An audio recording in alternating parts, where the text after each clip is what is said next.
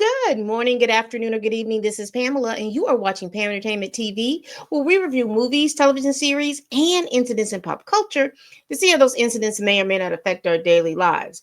Listen,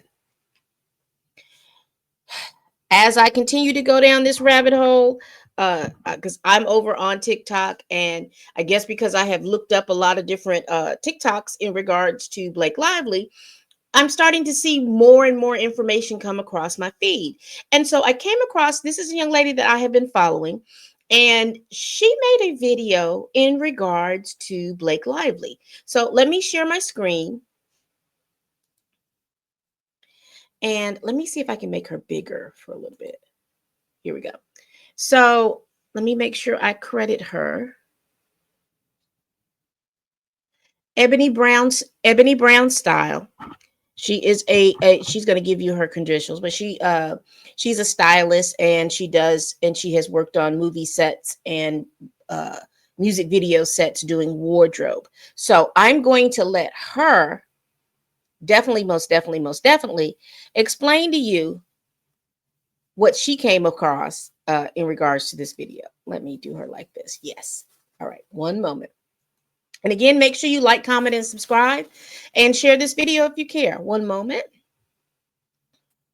On why Blake Lively's wardrobe for It Ends With Us was a major fail that I haven't heard anyone speak on yet. There was one smoking gun reason why Lily Bloom would never wear the wardrobe she wore in this film, and I'm going to tell you what that is. In addition to being a stylist, I'm also a union costume designer, which means I design costumes and wardrobe for film and television. So I'm watching with a costume designer's eye, and I watched the movie twice just to make sure I wasn't missing anything.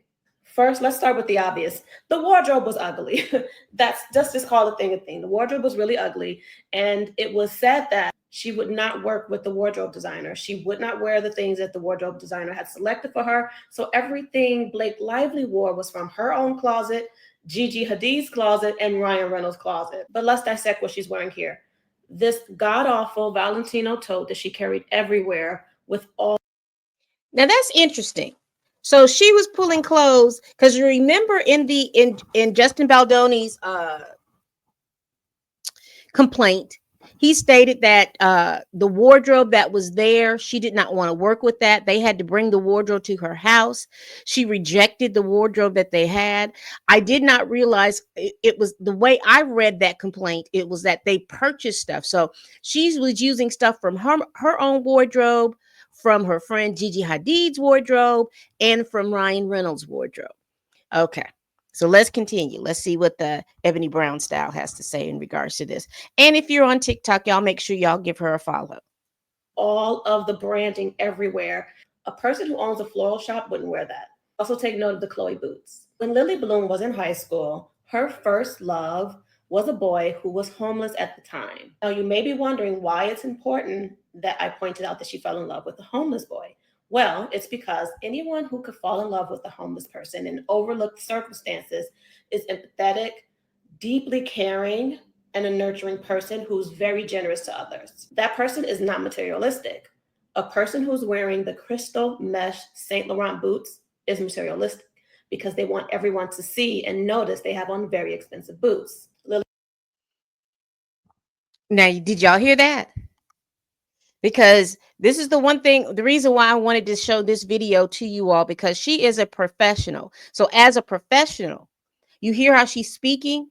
The first things that got me is when she said she watched the movie twice and she read the book. And in the book, it said, and she talks about the homeless situation. And she's saying that that character, so when they're crafting a wardrobe for a character, that character wouldn't wear this stuff.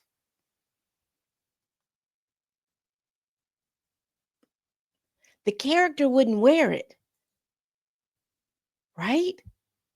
And so she is really okay. We're going to continue, but she is really, I thought this was really good for us to see why you had a lot of the fans having a visceral reaction to the wardrobe. So let me let her cook, as y'all say.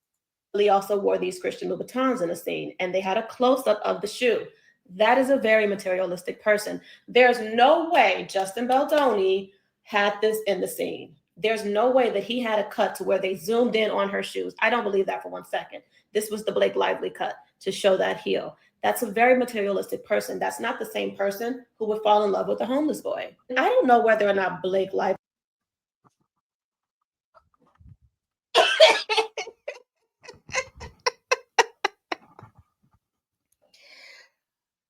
Woo, child. Now this is a professional. Now I do see, I did see some clips and things like that, that there was a an intimacy coordinator that had given their take. I have not found that a video yet, and if I find it, then I definitely will put it on my channel and we'll review it and go over it. But I am just so interested how she's clocking the designers, she's clocking all these little different things, and saying, you know, the character wouldn't wear this, however Blake Lively would wear this, and that's a distinction. And I think again, whoever that person was that was supposed to keep everything congruent, consistent, and within budget, they should have put their foot down. That should have been something that should have put their foot down. And if she had decided at that point that she was going to walk, well, they were in pre-production or whatever at that time. She could have, and they could have found, they definitely could have found. I'm hoping that productions have their first, second, and third choices. So if she decides to go, they definitely can then do some negotiations and talk with their second and third choices. Let's continue. Assumed that the public would not be able to catch on to the disconnect of the wardrobe. But me seeing this in the film, I knew this was an expensive shirt. I knew it was Isabel Marant because I'm a stylist and costume designer. But even if you didn't know it was Isabel Marant, you can look at it and tell it's very expensive. That just doesn't fit the idea of a florist who just opened up her shop, whose mother is worried about her financially. Remember that scene if you watch the movie? Because a lot of these businesses fail. That does not sound like the same person who's going to wear this very expensive shirt. She also wouldn't wear a Fendi baguette. Now, if you follow me, then you know I speak a lot about the difference between wearing designer versus wearing labels. A person who likes expensive clothing for the sake of liking expensive clothing will wear whatever they want to wear, no matter how expensive it is, but they won't gravitate towards labels and logos. The character of Lily Bloom is not a materialistic person. So she wouldn't gravitate towards these labels and these obviously expensive items. I mean, in real life, everyone I have ever seen who owns a flower shop never wears these designer bags. It was just a huge fail all around. Now, honestly, I could see the Chloe boots because they're not obviously branded.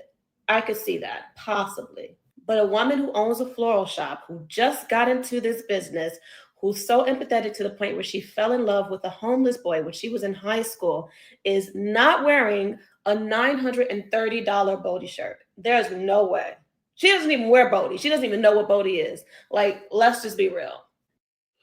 And I love how she's clocking, you know, the pretentiousness of it, and she's also letting us know the prices. So she's wanting to make this woman have a wardrobe that is so expensive, which is so out of character for the character that had been written in the book and possibly written on the script. But let's continue because it's not that much more. And this god awful Valentino tote with all of the V's all over it. There was such a major disconnect with this wardrobe and the movie.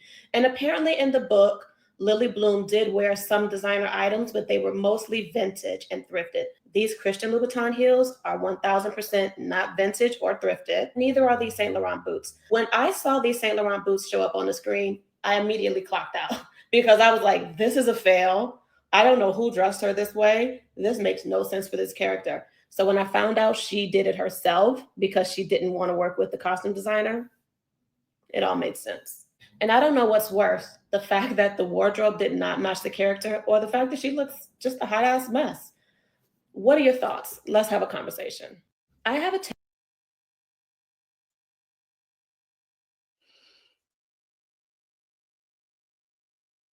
What do y'all think? I love these types of videos, and I love these things. And again, shout out to Ebony Brown Styles. Y'all, she's on TikTok. Y'all give her a follow. I will put her the link to that video, and you can also follow her page down in on TikTok. What do y'all think about that? Because she was laying that stuff out to me, and I was like, okay, all right, that's making some kind of sense. That's making some kind of sense. But you kept laying it out, laying it out, laying it out, and it made all the sense in the world to me that there was such a disconnect. And then you can see, now she's using her professional eye. You can then see why those that have read the book several times were feeling some kind of way about how she was looking in this wardrobe. So that's all I got, people. I just wanted to go over that and let you know that okay, I'm hearing and seeing all these little different things. All right, people. We do this every week. Please like, comment, and subscribe. Please share this video if you care. Y'all, what do you think about what a professional was talking in regards to the wardrobe and the wardrobe choices as coming from her as Ebony Ebony. Let me get her name one more time, y'all, because I'll just butcher Ebony Brown style. As she's talking about being a professional costume designer and wardrobe and stylist. Y'all leave it down in the comments. All right, people, we do this every week. Please share this video if you care and subscribe. Y'all subscribe to my channel. I really would appreciate, and I'm very, very humbled that I do have 1,100 subscribers, and I would love to reach 3,000. So let's make this a goal. So please tell your friends, tell the kin, tell your coworker, tell that heifer that you can't stand that I'm over here making these videos. And as always, people, bye bye.